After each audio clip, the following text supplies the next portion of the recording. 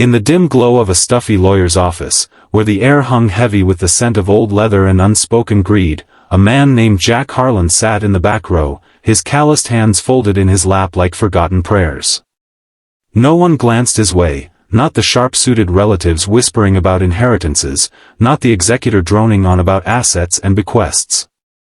Jack was just a shadow in the corner, a single dad who'd buried his wife 3 years ago and now scraped by on midnight shifts at the warehouse, all for his little girl, Emily, who waited at home with dreams bigger than their cramped apartment.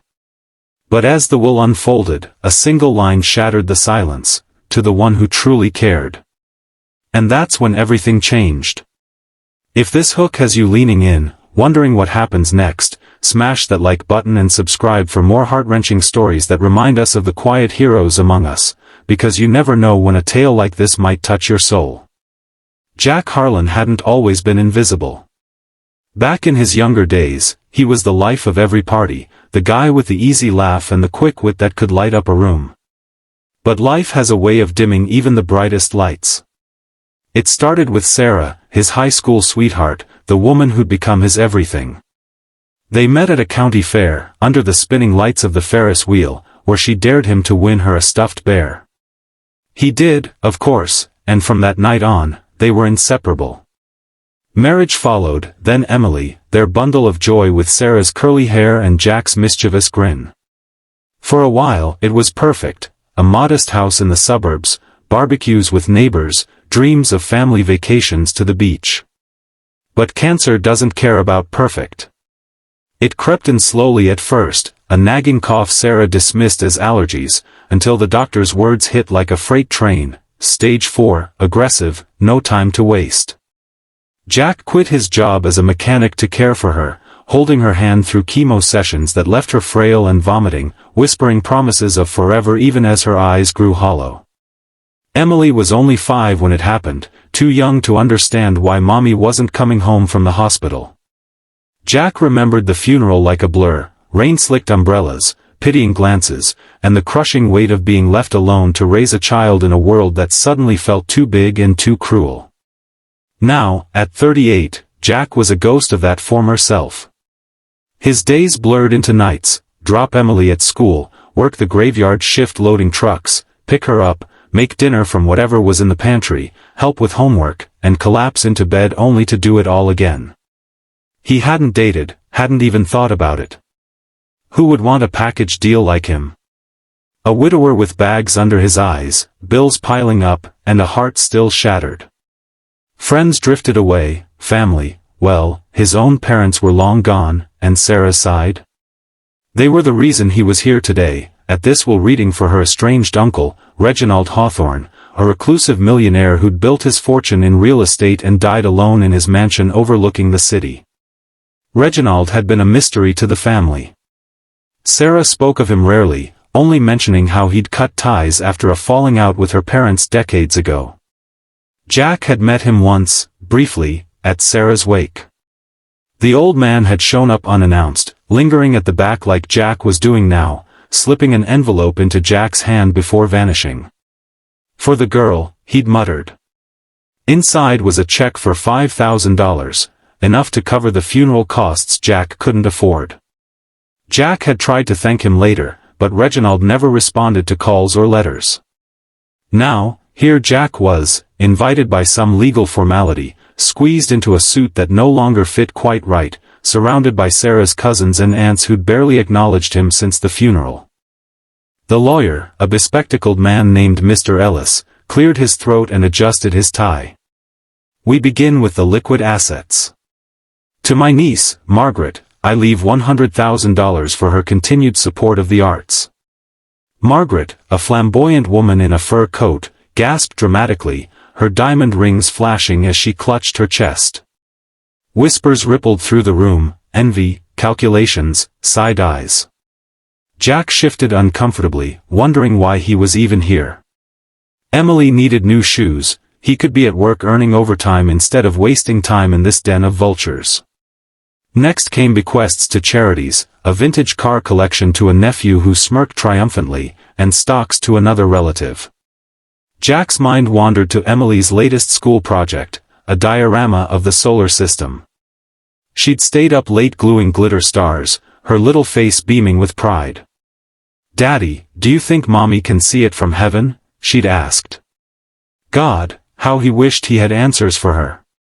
The loneliness hit hardest at night, when the apartment was quiet, and he lay awake staring at the ceiling, missing Sarah's warmth beside him. Finally, Mr. Ellis intoned, to Jack Harlan, widower of my late niece Sarah. The room fell silent. Heads turned, eyes narrowing on Jack for the first time.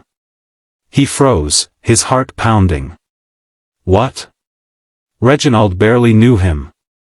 "I leave the entirety of my estate, including Hawthorne Manor, all remaining financial holdings estimated at $12 million, and my personal collection of artifacts. But with one condition, that he reads the enclosed letter aloud, here and now." Gasps erupted. Margaret's face twisted in outrage. This must be a mistake.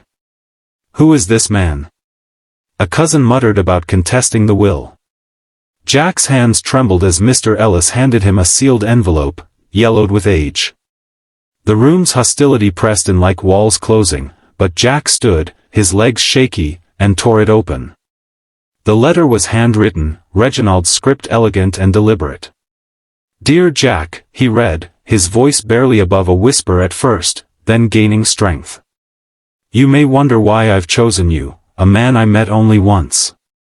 But in that brief encounter at Sarah's wake, I saw something rare, a quiet devotion in a world of noise.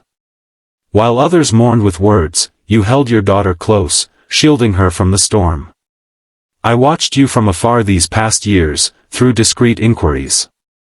You've raised Emily alone, without complaint, working tirelessly, never asking for help.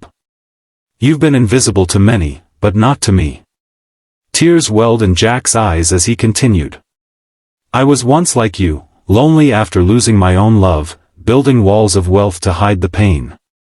I estranged myself from family, regretting it too late. Sarah was the only one who tried to bridge that gap, sending cards I never answered. In you, I see the father I wished I'd been, the man who puts love above all. Use this not for luxury, but to build a life where Emily knows she's never alone. And remember, kindness is noticed, even when it feels unseen." The room was stunned into silence. Margaret stormed out, muttering about lawyers. Others shifted awkwardly, avoiding Jack's gaze. But one aunt, Sarah's sister Lydia, approached him afterward, her eyes soft. I didn't realize how hard it was for you. We should have been there." Jack nodded, numb, as Mr. Ellis explained the details, the manor, the funds, all his. That night, driving home in his beat-up truck, Jack's mind raced. $12 million? It was surreal. But more than the money, Reginald's words pierced him. Noticed. For the first time in years, he didn't feel invisible. Emily greeted him at the door with a hug, her pajamas rumpled. "Daddy, you're late. Did something happen?" He knelt, pulling her close. "Something good, kiddo. Something really good." The days that followed were a whirlwind.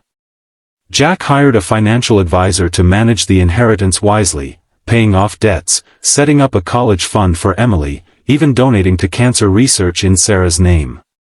But the real change was internal.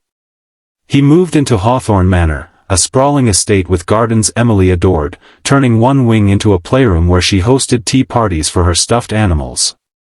Yet, Jack didn't let the wealth erase his roots. He kept working part-time, teaching Emily the value of hard work, and volunteered at the local shelter, remembering his own struggles. Challenges arose, of course.